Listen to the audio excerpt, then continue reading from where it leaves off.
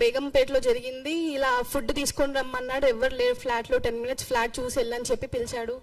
దాని తర్వాత చూస్తే ఫ్లాట్లో అందరు బెడ్రూమ్లో అందరు బయటికి వస్తున్నారు ఒక్కొక్కరు. దాని తర్వాత ఫోర్స్ చేసి ఏదో జ్యూస్ వాటర్ జ్యూస్ తాగిపించారు సార్ ఆ రోజు నాకు. అది తాగిన తర్వాత ఫస్ట్ అక్కడ అయింది. దాని తర్వాత కుందన్బాగ్లో ఫస్ట్ నైట్ రోజు అయింది సార్.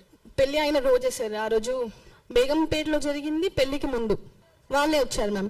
నేను అడిగాను వాళ్ళకి, ఫేస్ టు ఫేస్ వెళ్ళి నవాజ్కి అడిగితే అది నువ్వు ఇమాజిన్ చేసుకుంటున్నావు, అలా ఏం లేదని చెప్పారు. దాని తర్వాత పెళ్ళైన రోజు అడిగితే, పెళ్ళైన రోజు జరిగింది నేను అడిగిన నెక్స్ట్ డే అడిగితే, అవును అయితే ఏంటి ఇప్పుడు నువ్వు ఎవరికైనా బయటకు చెప్తే మీ చెల్లిని ఇంకా మీ మమ్మీని మా మమ్మీని న్యాచురల్ గా చేస్తారంట, అండ్ మా చెల్లిని కిడ్నాప్ చేస్తాము, తనని కూడా చంపేస్తే నువ్వు ఎవరి దగ్గరికి వెళ్తావు, నీ వెనక ముందు ఎవరున్నారు, ఎవరు లేరు కదా అని చెప్పి మాట్లాడారు సార్.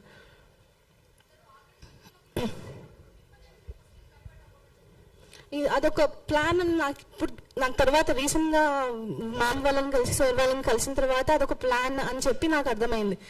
స్టిల్ నేను ఎక్స్పెక్ట్ చేస్తున్నాను ఏంటంటే అతను ఏదో ఒక రోజు మారుతాడని చెప్పి అని అనుకున్నాను. కానీ తర్వాత తెలిసింది లవ్ జిహాద్ అనేది ఉంటుంది, నిజంగా ఉంది అసలు లవ్ జిహాద్ అనేది అని చెప్పి నాకు మొన్న తెలిసింది.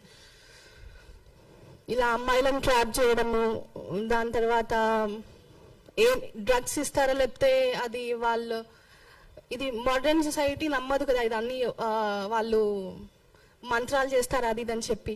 సో అలాంటివి కూడా ఉన్నాయని చెప్పి నేను చెప్పాలనుకుంటున్నాను. తాయితులు అవి కట్టేవాళ్ళు సార్ నా చేతికి. ఇంకా బ్రేస్లైట్ ఒకటి ఇచ్చాడు మెయిన్, కలిసిన 2 daysకి, ఇది నీ చేతికి ఉండాలి ఎప్పుడు, ఇది తీయొద్దు అని చెప్పి అనేవాడు. తీస్తే మళ్ళీ తమ్ముడు వాళ్ళని ఇంటికి పంపించి మళ్ళీ ఆ బ్రేస్లైట్ తీసుకొని వచ్చేవాడు. సో అది అంత ఇంపార్టెంట్ ఏందో నాకు అర్థం కాలేదు అప్పుడు. దాని తర్వాత లేటర్ ఉన్నవన్నీ ఇప్పుడు ప్రెసెంట్ నా దగ్గర ఇంకా ఉన్నాయి అవన్నీ వాళ్ళు ఇచ్చినవి. కానీ అతను ఏదైతే ఇచ్చాడు పడేపించాడు నాకు. దర్గాకి డిసెంబర్లో తీసుకెళ్ళాడు కదా సార్, అప్పుడు ఆ బ్రేస్లెట్ పడేపించి ఇంకొక తాయితు కట్టిపించాడు నాకు.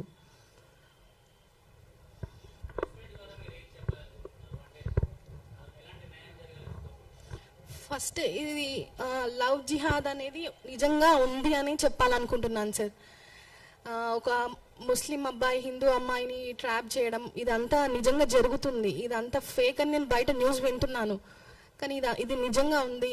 అమ్మాయిలను ట్రాప్ చేస్తున్నారు అని చెప్పి, వేరే అమ్మాయి ఇలా అవ్వద్దు అని చెప్పి నేను ఈరోజు ముందుకు వచ్చి ఇవన్నీ చెప్పడం కానీ చూపించడం కానీ జరుగుతుంది సార్.